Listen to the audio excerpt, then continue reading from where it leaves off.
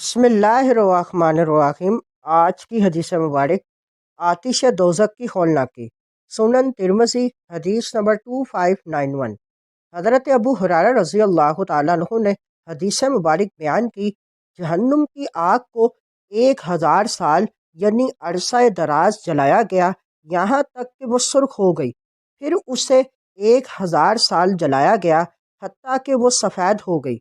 उसके बाद 1000 साल मज़ीद जलाया गया, यहाँ तक कि वो स्याह पड़ गई। चुनांचे जहन्नुम की आग सख्त स्याह और तारीक है।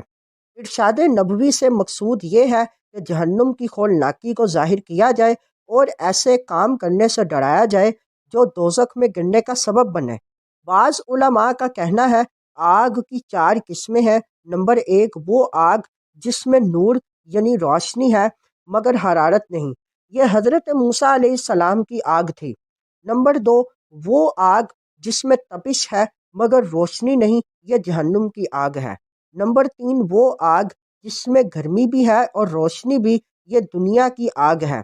नंबर 4 वो आग जिसमें ना हरारत है ना रोशनी, ये सहर यानी जादू की आग है।